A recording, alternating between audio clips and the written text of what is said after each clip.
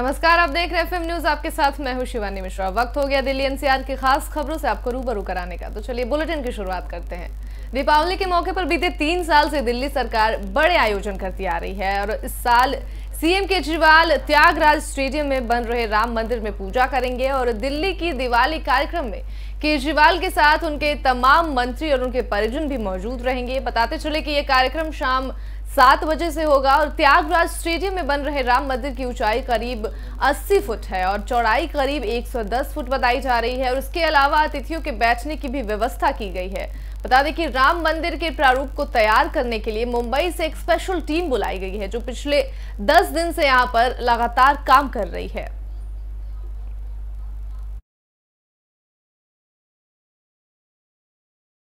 Bulletin में अगली खबर का रुख करेंगे। प्रतियोगी परीक्षाओं की तैयारी कर रहे छात्रों के लिए अच्छी खबर है।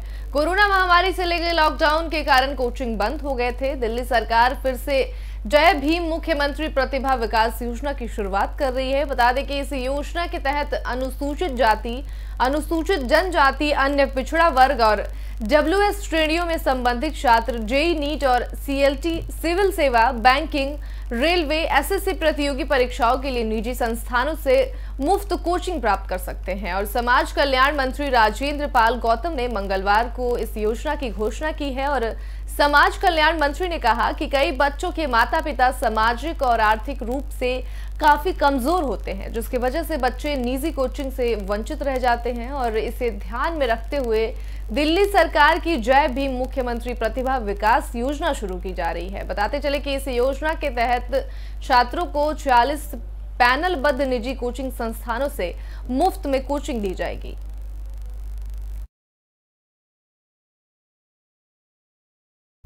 अगली खबर का रुख करेंगे। देश की राजधानी में 500 जगहों पर तिरंगे झंडे लगाए जाएंगे और करीब 35 मीटर ऊंचे तिरंगे लगाने के लिए दिल्ली सरकार ने करीब 104 करोड़ रुपए मंजूर किए हैं। आपको बता दें कि ये जानकारी एक आधिकारिक दस्तावेज से मिली है और दिल्ली के केजरीवाल सरकार ने देश की आजादी के 75 साल पूरे होने का जश्न मनाने के लिए देशभक्ति बजट जारी किया है। बताते चले कि देशभक्ति बजट के तहत दिल्ली लोक निर्माण विभाग ने 500 जगहों पर ऊंचे मस्तूल लगाने की परियोजना शुरू की है और 500 ऊंचे खंभे वाले तिरंगों में 5 तिरंगे पहले लगाए जा चुके हैं। बाकी बचे तिरंगों को अगले 26 जनवरी तक लगाए जाने की संभावना बताई गई है। बुलेटिन में अगली खबर का रुख करेंगे। नोएडा, ग्रेटर नोएडा में कई जगहों पर हुए आधा दर्जन सड़क हादसों में 4 लोगों की मौत हो गई है, जबकि 2 लोग हादसे में गंभीर रूप से घायल हो गए हैं, जिन्हें इलाज में अस्पताल के लिए भर्ती कराया गया है और पुलिस ने मृतकों के शवों को पोस्टमार्टम के लिए भेजकर पुलिस हादसे की जांच में जुट गई है। बता दें कि ग्रेटर नोएडा के थाना बादलपुर क्षेत्र में स्थित हॉस्पिटल से रेफर किए गए मरीज को लेने जा रही एम्बुलेंस को एक DCM गाड़ी ने जोरदार टक्कर मार दी और उसे काफी दूर तक घसीटते हुए ले गई और इस हादसे में एम्बुलेंस चालक को गंभीर चोटें आई हैं। वहीं दूसरी तरफ ग्रेटर नोएडा के थाना सूरजपुर क्षेत्र में एक सड़क हादसे में एक शख्स की मौत हो गई है और शख्स को एक अज्ञात वाहन ने टक्कर मार दी थी। बता दें कि उसके बाद लोगों ने घायल को अस्पताल में भर्ती कराया, जहां डॉक्टरों ने उसे मृत घोषित कर दिया।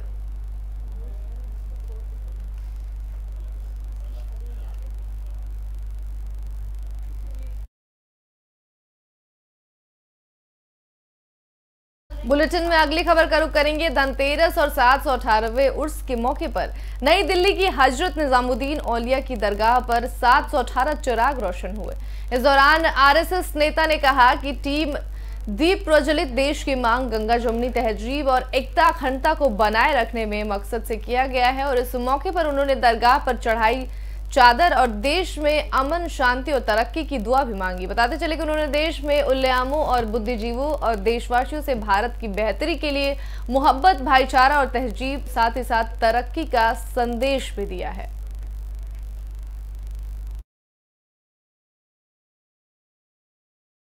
बुलेटिन में अगली खबर का रुख करेंगे। दिल्ली NCR की हवा 3 दिन से लगातार बिगड़ रही है। बताते चले कि 24 घंटे में NCR के अधिकांश शहरों के साथ साथ दिल्ली की हवा बहुत खराब श्रेणी में दर्ज की गई है। वही राजधानी का सबसे प्रदूषित इलाका बवाना 345 औसत वायु गुणवत्ता सूचकांक के साथ रहा और इसके बाद नरेला सबसे प्रदूषित इलाका दर्ज किया गया है। बता दें कि पृथ्वी विज्ञान मंत्रालय की वायु मानक संस्था सफर इंडिया का अनुमान है कि दिवाली की रात तक वायु गुणवत्ता का स्तर गंभीर श्रेणी में पहुंच सकता है।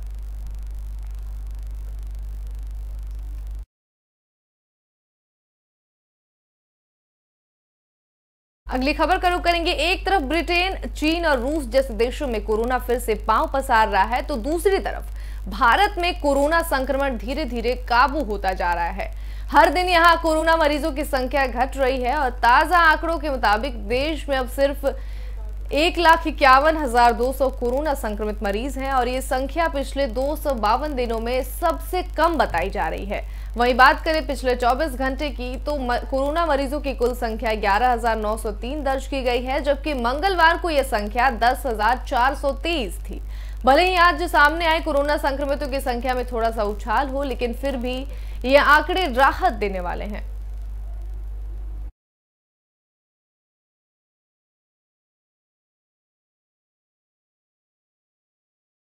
कोरोना के बाद अब डेंगू का प्रकोप बढ़ता जा रहा है। कई लोग संक्रमित हो रहे हैं और हालात ये हो गए हैं कि बहुत से राज्यों में डेंगू को काबू करना अब मुश्किल हो रहा है और ऐसे में केंद्रीय स्वास्थ्य मंत्रालय ने 9 राज्यों और 1 केंद्र शासित प्रदेशों में केंद्रीय टीमों को रवाना किया है और विशेषज्ञों की ये टीम राज्य की टीम को तकनीकी मार्गदर्शन प्रदान करेगी और इसके लिए 9 राज्यों और केंद्र शासित प्रदेशों के मुख्य सचिवों को पत्र भी भेजा गया है। बता दें, जिसमें ये कहा गया है कि केंद्र द्वारा डेंगू की रोकथाम के लिए विशेषज्ञों का दल भेजने का निर्णय लिया गया है और इस दल में राष्ट्रीय रोग नियंत्रण केंद्र और मच्छर जनित रोग नियंत्रण कार्यक्रम के अधिकारी शामिल हैं और केंद्र सरकार ने विशेषज्ञ टीम के लिए ऐसे राज्यों का चुनाव किया है जहां पर डेंगू काबू के बाहर हो रहा है। इन राज्यों में हरियाणा, पंजाब, केरल, राजस्थान, तमिलनाडु, इसके साथ ही साथ उत्तर प्रदेश, उत्तराखंड, दिल्ली, जम्मू और कश्मीर भी शामिल हैं और इन सभी जगह डेंगू के काफी मामले सामने आ रहे हैं।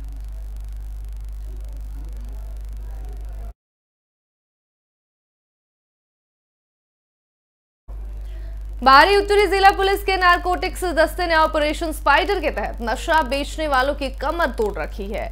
इस ऑपरेशन के तहत छोटे से बड़े और बड़े अपराधियों पर शिकंजा कसा जा रहा है और नारकोटिक्स दस्ते ने उच्च गुणवत्ता की 6 किलोग्राम हेरोइन बरामद की है, जिसके अंतर्राष्ट्रीय बाजार में कीमत 18 करोड़ रुपया की गई है। एक करीब 2 हफ्ते पहले इसी नारकोटिक्स दस्ते ने 1 किलोग्राम हेरोइन पकड़ी थी, जिसकी कीमत 2 करोड़ रुपए थी और बरामद हेरोइन के साथ 2 अपराधियों को भी गिरफ्तार किया गया है।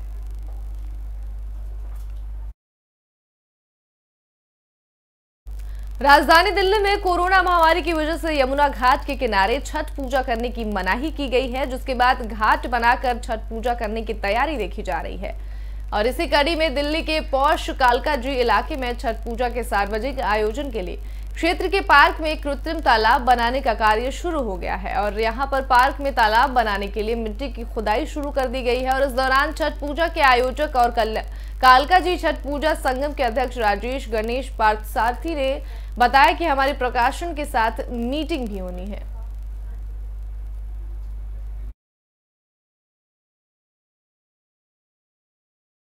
अगली खबर का रुख करेंगे। दिवाली से एक दिन पहले सोने चांदी के दामों में जोरदार गिरावट दर्ज की गई है। सोना आज सुबह 448 रुपए की गिरावट के साथ 47,513 रुपए प्रति किलोग्राम है, तो वहीं आज चांदी के दाम में भी गिरावट दर्ज की गई है।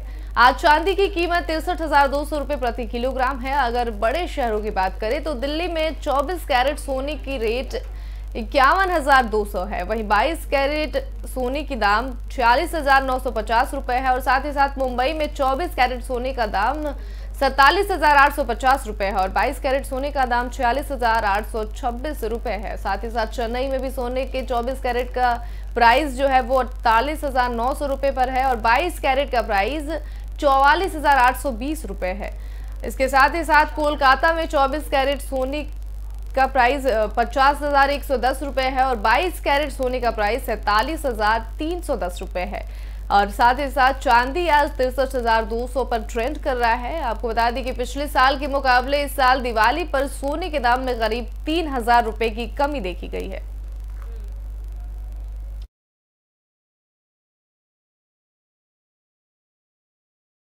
इस बुलेटिन में फिलहाल के लिए इतना ही। बने रहे एफएम न्यूज के साथ। नमस्कार।